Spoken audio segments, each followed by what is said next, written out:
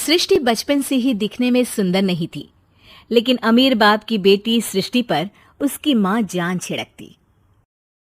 मेरी बेटी कितनी प्यारी है। भगवान सबको सृष्टि जैसी बेटी दे। सृष्टि धीरे धीरे बड़ी होती है। एक दिन सृष्टि की सहेली कहती है, तू दिखने में कितनी अजीब सी है, लेकिन मैं जानती हूँ हम सब में सबसे अच्छी शादी तो तेरी ही होगी। तेरे पापा अमीर जो है। और बता नहीं सकते यार, दहेज तो हर कोई देता है, ये क्या ज्यादा ले जाएगी अपने पति के लिए? अरे बड़े शहर में कोठी है इसके पापा की। अरे पापा की है ना, कौन सी इसकी है? इसकी होती तब तो कोई भी लड़का इससे शादी कर लेता। अरे पापा की मतलब पापा की है तो मेरी ही है ना। किसने कहा? अब तेरी तो तब होगी ना जब तेरा भाई ना हो। वैसे भी शादी के बाद सारी प्रॉपर्टी भाई के नाम होती है। सृष्टि समझ जाती है कि उसे किसी भी हालत में माँ बाप की सारी प्रॉपर्टी को अपने नाम करना है, लेकिन कैसे? एक दिन सृष्टि का भाई शीनू कहता है, बहन क्या कर रही है? तुझसे एक बात करनी है। अरे हाँ हाँ करना, मैं तो तेरी बहन हूँ। बहन मेरी लाइफ में ना एक लड़की है, बहुत अच्छी है। मैं सोच रहा हूँ माँ और पापा से बात करूँ शादी के लिए। सृष्टि को समझ में आ जाता है कि भाई की शादी होते ही भाभी उसे एक दिन भी घर में बर्दाश्त नहीं करेगी। क्या बात है भाई, बताना कौन है वो? यार वो बहुत अच्छी लड़की है, पढ़ी लिखी है, मेरे साथ जॉब भी करती है। बस एक प्रॉब्लम है। हाँ प्रॉब्लम? क्या प्रॉब्लम है भाई? यार वो शादीशुदा है, लेकिन उसके पति ने उसे सिर्फ इसलिए छोड़ दिया क्योंकि उसके माँ बाप दहेज नहीं दे पाए। सृष्टि ये सुनकर न जाने क्यों खुश हो जाती है। अरे भाई तो क्या, लड़की तुझे तो पसंद है ना? वो इस बात से अनजान होता है कि उसकी बहन की मंशा पूरा घर हड़पने की है। सृष्टि अपनी माँ से कहती है, मम्मी मुझे तो बहुत चिंता है। पता है शीनू क्या कर रहा है? अरे क्या कर रहा है? वो तो काम पर जाता है और वापस घर आता है। नहीं ना माँ, वो यही तो नहीं कर रहा, बाकी सब कर रहा है। आपको पता है उससे प्यार है, और वो भी एक शादीशुदा लड़की से। हाँ? ये क्या हो गया? मैं सोसाइटी में क्या मुंह दिखाऊंगी? अरे तेरे पापा तो यही कहेंगे कि मैंने ही उसे बिगाड़ दिया है। माँ देखो, मेरी बात मानो, पापा पर भी विश्वास करने की जरूरत नहीं है। अब आप ही बताओ, पापा इतनी देर घर के बाहर रहते हैं क्यों? बोलो। अरे बेटा वो तो नौकरी करते हैं ना। तू बहुत भोली है माँ। पापा का ऑफिस तो 7 बजे खत्म हो जाता है, लेकिन देखो कितनी देर से आते हैं। अरे नहीं नहीं बेटा, ऐसी कोई बात नहीं है। सृष्टि माँ को एक औरत से बात करते पिता की फोटो दिखाती है। देखो माँ, कैसे हैं पापा? मैं ना कहती थी कि पापा सही नहीं है।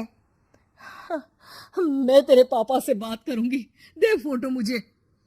ओ माँ, वो तो डिलीट हो गई। लेकिन चे, तूने तो देख लिया ना। पापा से बाद में बात कर लेना, और हाँ, मेरा नाम बिल्कुल मत लेना। हाँ माँ। अब क्या था, सृष्टि की माँ और पिता के बीच झगड़ा होना शुरू हो जाते हैं। सृष्टि के मन में क्या चल रहा था कोई नहीं जानता था। एक दिन माँ, सृष्टि के लिए एक लड़का देखा है, वो लोग शाम को उसे देखने आने वाले हैं। और हाँ माँ, एक खुशखबरी, मैं और पापा मिलकर एक नया बिजनेस ट्राई कर रहे हैं। शाम को लड़का आता है, सांवले रंग का। सृष्टि को तो बिल्कुल भी पसंद नहीं आता। लड़की की माँ कहती है, लड़की का चेहरा तो कोई खास नहीं, लेकिन अगर मेरे बेटे को आप लोग सेटल कर दे तो मैं उसकी शादी आपकी बेटी से करवा दूं। सृष्टि को लड़का बिल्कुल पसंद नहीं था। उसे भाई पर गुस्सा आ जाता है। लड़के वालों के जाने के बाद कहती है, माँ देखा, शीनू मेरे लिए कैसा लड़का लेकर आया, न दिखाने लायक न सुनने लायक, सेटल भी नहीं, वो भी हम करें। अरे माँ मैं जानती हूँ ये मेरी शादी किसी भी घर में क्यों करवाना चाहता है। अरे कैसी बात कर रही है बहन? तूने तो देखा ना, लड़के को मैंने ही मना कर दिया तुझसे शादी के लिए। जिसने लड़का बताया था उसने उसकी बहुत तारीफ की थी। बात आई गई हो जाती है, लेकिन सृष्टि का मन शांत नहीं होता। क्या करूं, कुछ समझ में नहीं आ रहा। मेरी शादी होगी तो ये लोग पूरी प्रॉपर्टी शीनू के नाम कर देंगे, मेरे हाथ तो कुछ लगेगा ही नहीं। तभी सृष्टि को आइडिया आता है। वो किसी वकील को फोन करती है।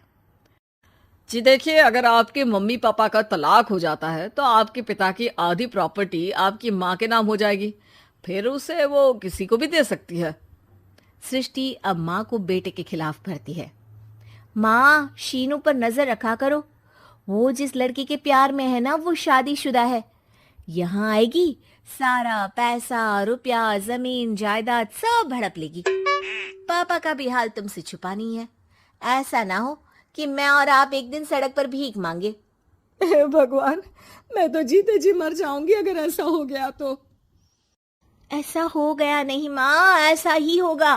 अभी समय है, आगे का सोच लो। मैं तो कहती हूँ पापा से आधी प्रॉपर्टी लेकर अलग हो जाओ। पापा की आधी प्रॉपर्टी भी हम लोगों को अगर मिल जाती है ना, तो अगले 7 जन्म सफल समझो।